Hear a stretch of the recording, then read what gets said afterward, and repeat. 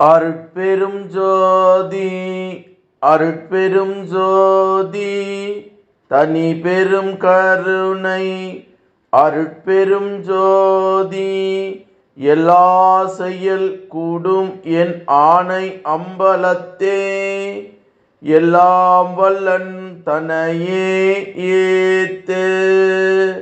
வாழ்க வையகம், வாழ்க வையகம், வாழ்க வளமுடன்.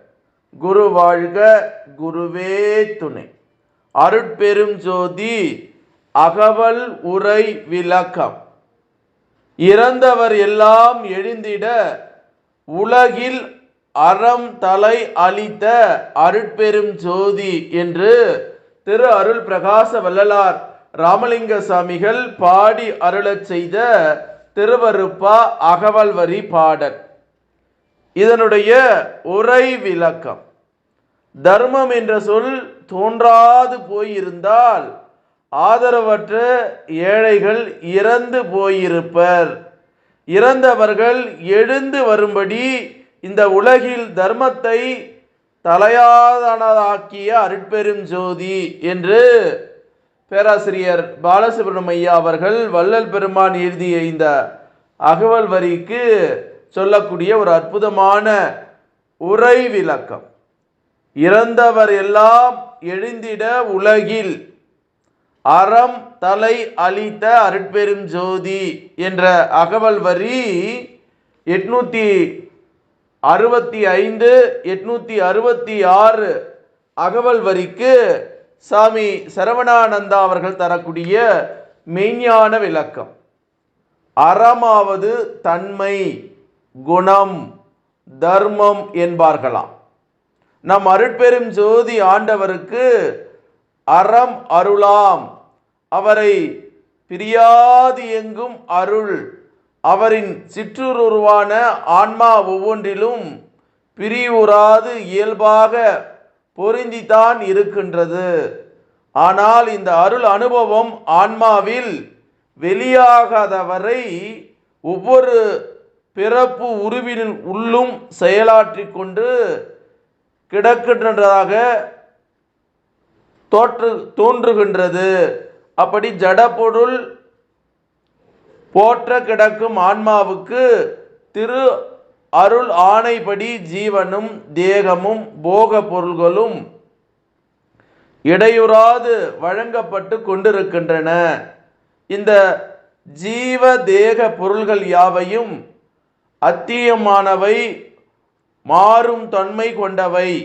ஆனால் அவ்வான்மாவுக்குள் இருந்து ஆளுகின்ற அருட்பதி சக்தி நித்திய நிறை இன்பமயமானதாம்.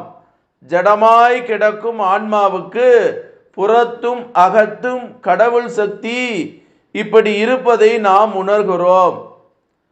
இப்பொழுது சுத்த சன்மார்க்க நிறை அருளால் நம்மை நாம் ஆன்மாவுக்குள் நித்திய ஆனந்த பதியோடு ஒன்றி இருப்பதை அறிகின்றோம். அறிந்து அவ்வகத்திலிருந்து அநேகமாக வாழும் அருள் செய்யப்படுகிறோம்.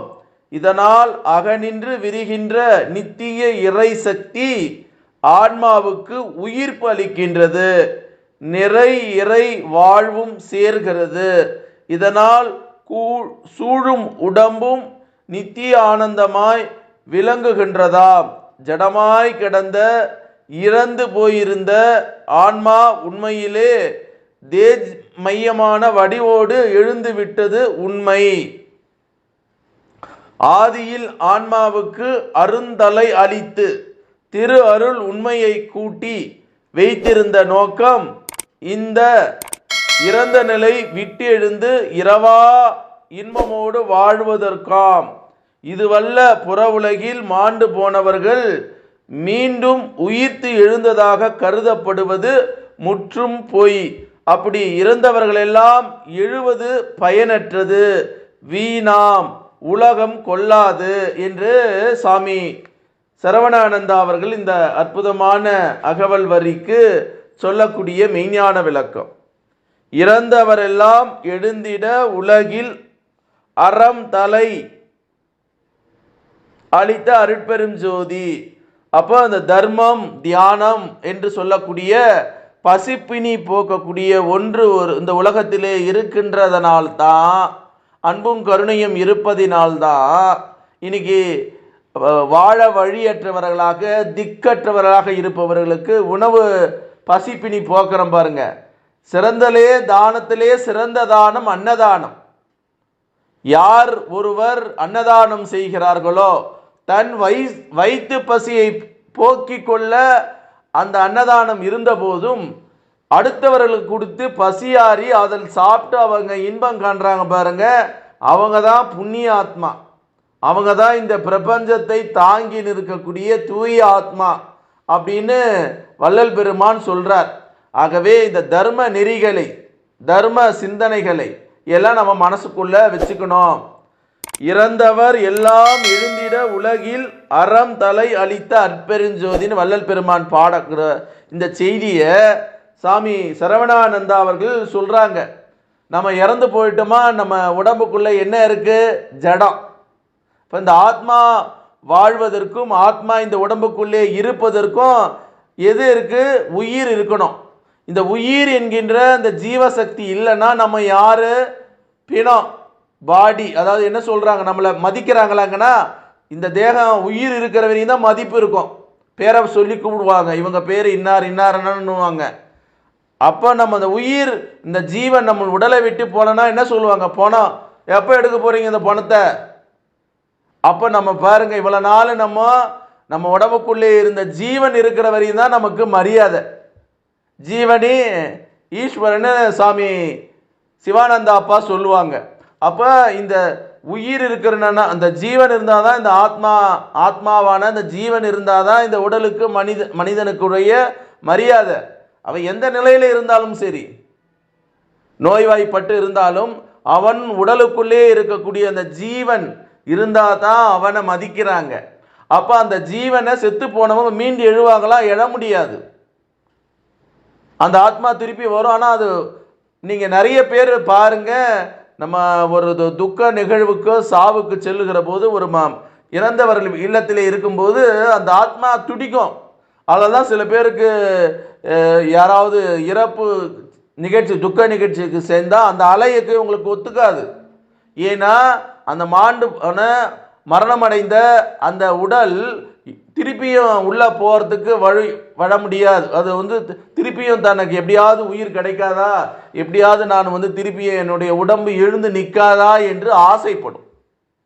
இப்போ அந்த உடல் ஆசைப்படுகிற போது அங்கே யார் யாரெல்லாம் போய் கலந்துக்கிட்டாங்களோ அவங்கக்கிட்டலாம் ஆத்மா கிட்ட மோதும். உன் ஜீவனை கொடு, உன் ஜீவனை கொடு, உன் ஜீவனை கொடுன்னு.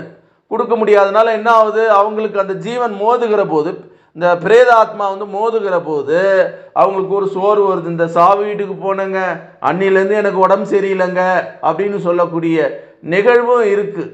அதே தேகம் நல்ல ஆண்டு அனுபவித்து எல்லோருக்கும் புண்ணியத்தை செய்து நிற்கும்போது இயற்கையே பிரபஞ்சமே வணங்குமா. அந்த ஆத்மாவுக்கு இப்போ இந்த பிணத்துக்கு இருக்குது பாருங்க, உடம்புல நாத்தம் எடுக்காதான், அப்படியே கற்பூர மனம் வீசுமா, சந்தன மனம் வீசுமா, ஜவ்வாது மனம் வீசுமா. ஏன்னா அது தர்மம் செஞ்சு செஞ்சு செஞ்சு அன்னத்தை பசிப்பாடு போக்கி போக்கி போக்கி அந்த ஜீவன் ஆனந்தமாக ஏகமாக தவம் செஞ்சு இருக்கிறான். அப்படிப்பட்ட ஆன்மாவாக நம்ம இருக்க முயற்சி செய்யணுங்க. அதை விட்டுட்டு கண்டதையும் தின்னுட்டு உடம்ப நாத்தடிக்க வைக்கக்கூடிய பிணமாக வாழக்கூடாது.